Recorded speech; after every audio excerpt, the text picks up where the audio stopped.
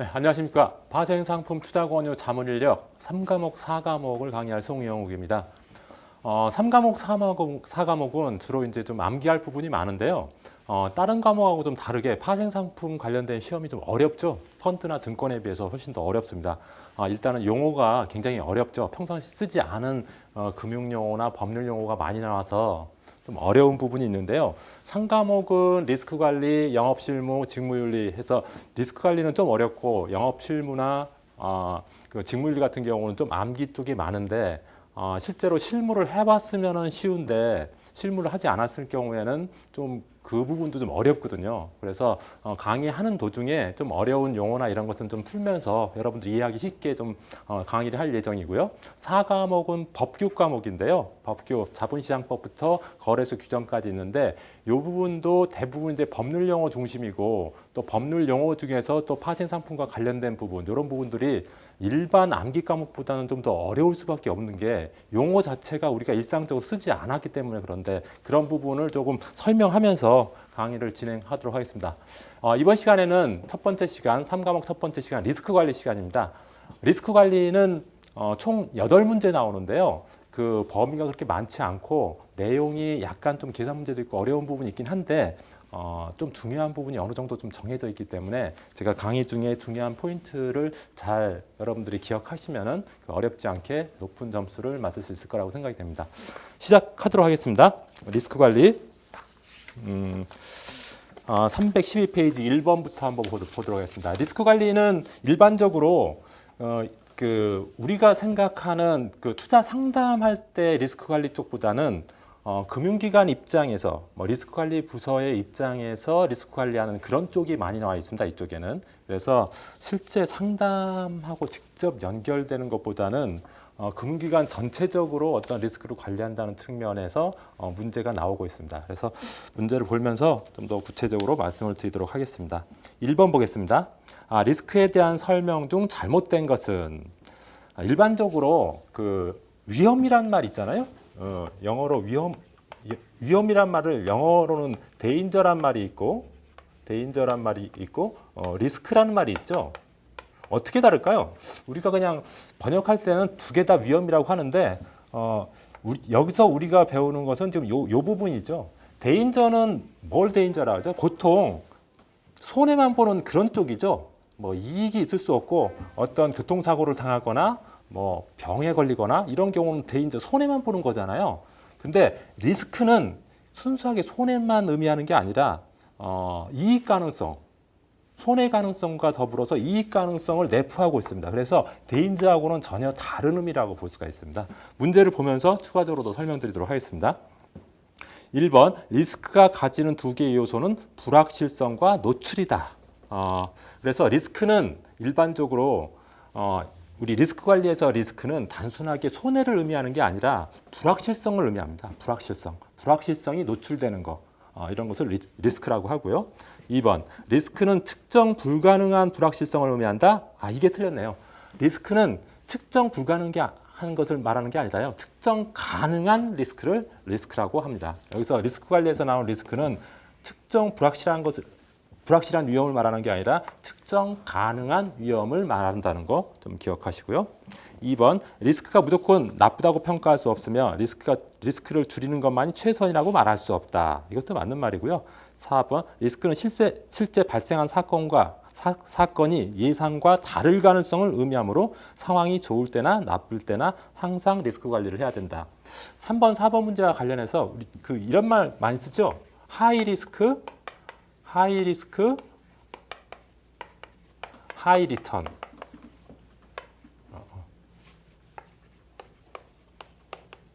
무슨 소리입니까? 위험이 클수록 수익도 크다는 의미죠. 그래서 리스크는 단순하게 손실만을 의미하는 게 아니라 이익 가능성도 내포하고 있다는 거죠. 그런 말을 3번, 4번과 같이 표현하고요. 그래서 리스크가 없다고 해서 무조건 좋은 것도 아니고 리스크가 없다는 것은 반대로 말하면은 수익이 적다는 것을 의미하는 거잖아요. 그리고 리스크가 높다는 것은 또 손실이 클 가능성도 있다는 것을 의미하기 때문에 어떻게 보면 리스크는 어떤 기회와 어떤 위험과 기회를 같이 갖고 있는 그런 말이라고 볼 수가 있겠습니다. 그래서 1번의 정답은 2번이고요. 핵심 포인트 해설해 보면 그 리스크의 정의에 대해서 1, 2, 3, 4, 5번 나왔는데 이게 지문에 나왔던 부분이기 때문에 생략하도록 하겠습니다. 2번 보도록 하겠습니다. 2번. 다음 중 재무 리스크에 해당하지 않는 것. 리스크의 종류에 대해서 종종 시험에 나오는데요. 교재에서 나온 리스크는 크게 보면은 시장 리스크가 있고요. 시장 리스크. 그 다음에 그 신용 리스크. 그 다음에 금리 리스크. 그 다음에 유동성 리스크. 대표적인 게 한 8개 정도 나오거든요.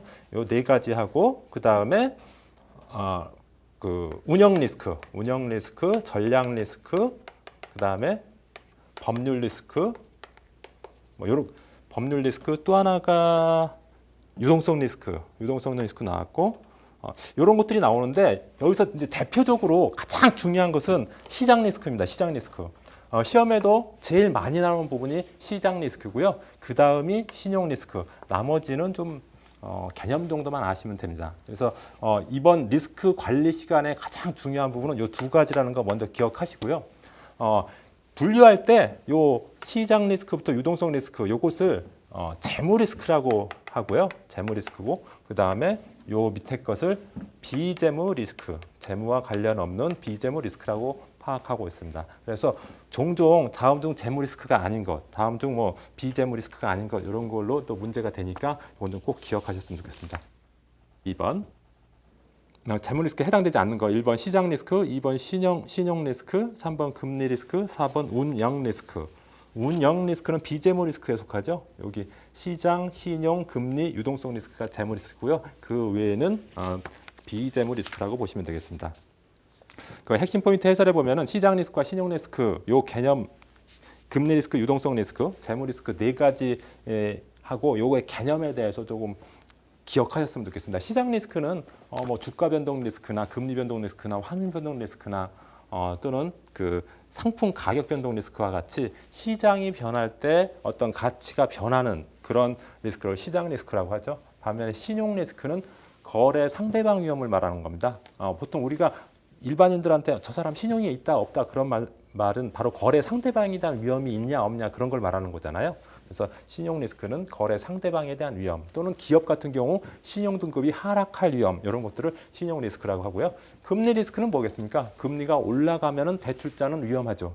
그 다음에 금리가 떨어지면 예금한 사람들은 위험해지는 것, 조금 더 위험해지는 거죠. 그렇게 금리 등락에 따라서 금리가 올라가느냐 내려가느냐에 따라서 조금 이익을 볼 수도 있고 손해 볼 수도 있는 그런 리스크를 금리 리스크라고 하고요. 유동성 리스크라는 것은 어떤 것을 청산할 때, 내가 어떤 자산을 청산할 때 들어가는 비용들 또는 잘 안 되는 거, 황금성이 없어지는 거 이런 것들을 유동성 리스크라고 합니다. 예를 들어서 부동산 같은 거는 내가 팔려고 할 때 금방 팔리면 괜찮은데 잘 안 팔릴 수도 있죠. 그런 것을 유동성 리스크라고 합니다.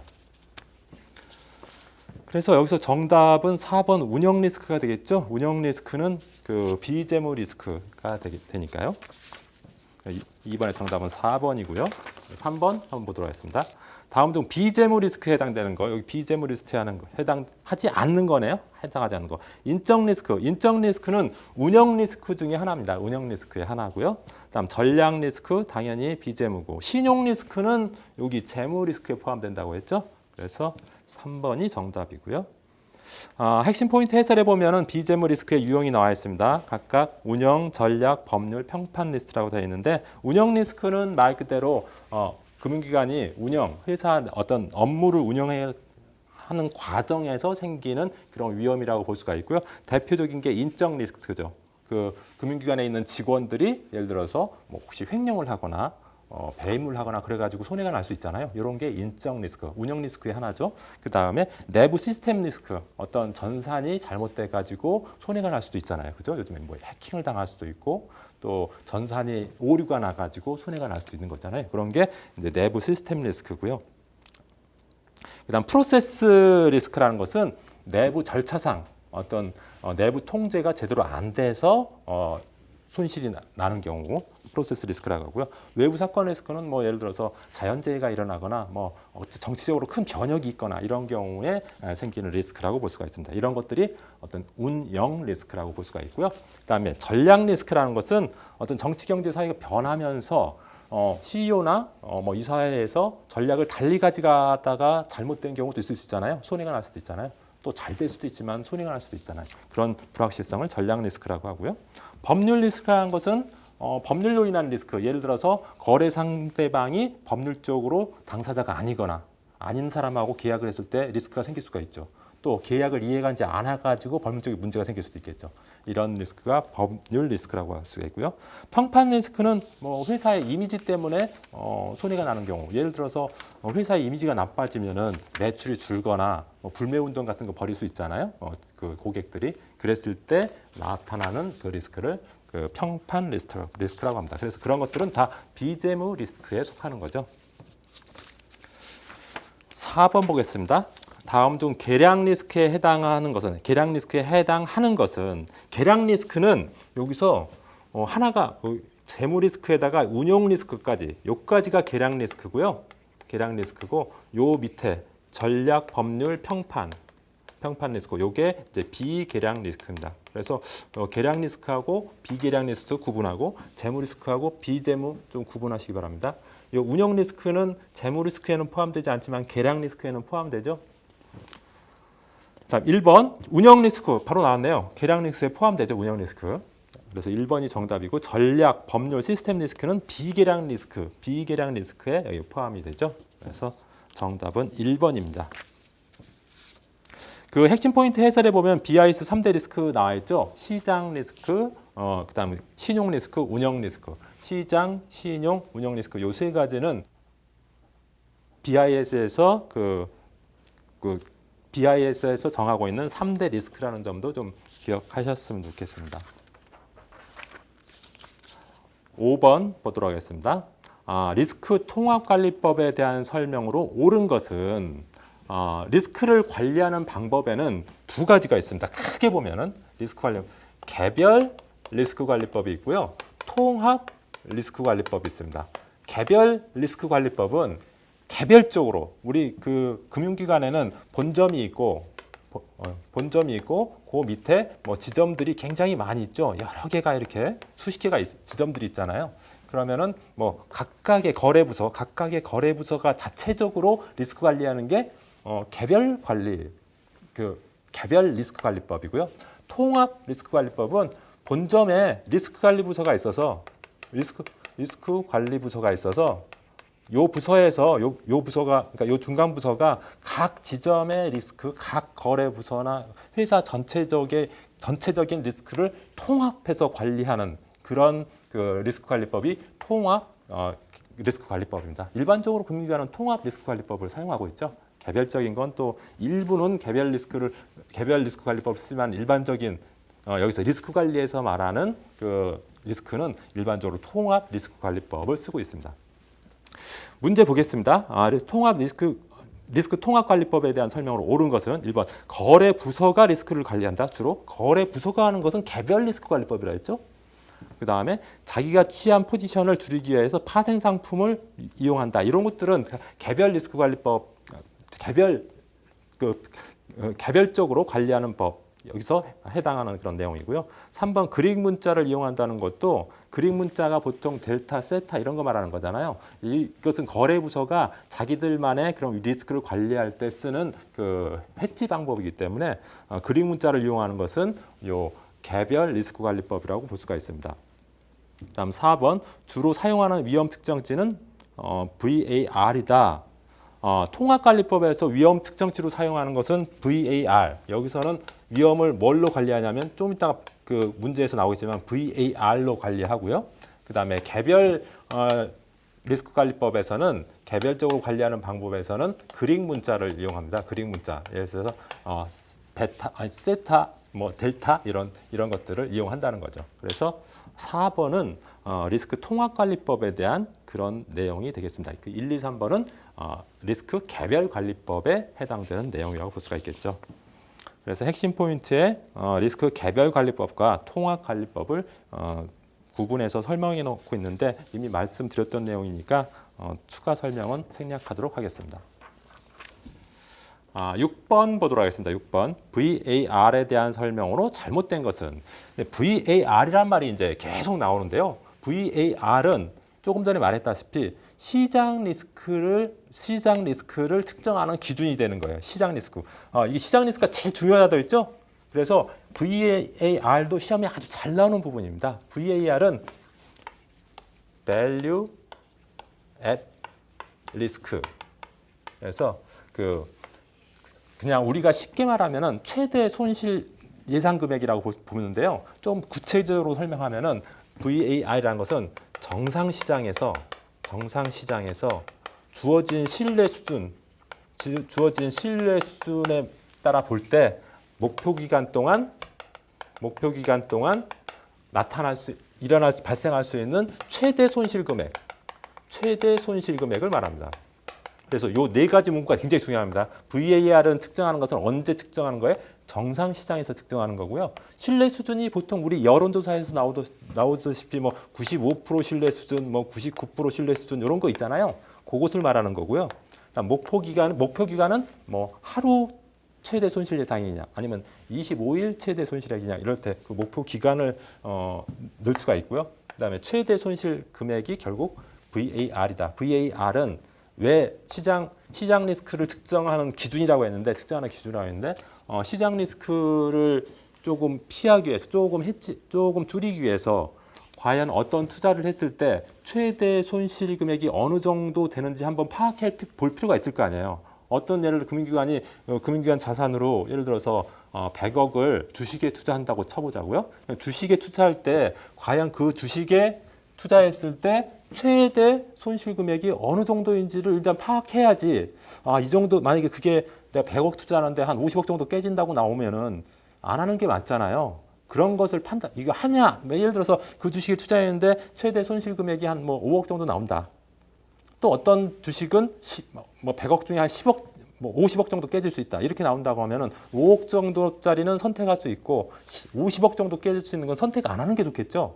그런 것을 알기 위해서 VAR을 계산을 해보는 게 좋겠죠. 그래서 VAR을 계산함으로 인해서 시장 리스크를 좀 관리할 수가 있겠죠. 너무 그 VAR이 큰 것은 안 하면 되는 거고, 그다음 조금 적어서 감당할 수 있을 정도라면은 한번 해보는 거죠. 그렇게 해서 가능하면 시장 리스크로 인한 그 손실 위험을 줄이려고 하는데 그 기준이 되는 게 뭐다?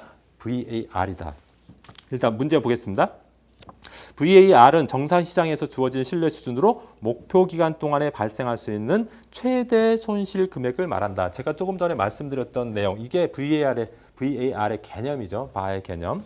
그 다음에 2번 정상 시장에서 신뢰 수준 95%로 10일간의 바가 20억이라는 것은 10일 동안 발생할 수 있는 최대 손실 금액이 20억보다 작을 확률이 95%라는 의미다. 예를 들어서 바가 어떤 A 자산의 바가 예를 들어서 20억이라고 나왔어요. 신뢰 수준 95%로 하고 있는데, 그렇다고 하면은 A 자산에 투자해가지고 최대로 손실이 난다고 하면은 20억 최대 많이 나면 20억 정도 난다는 소리죠. 그것을 신뢰 수준 95%. 그러니까 한 95% 신뢰 수준으로 할 때 20억을 넘어가지 않을 확률이 95%라는 소리잖아요.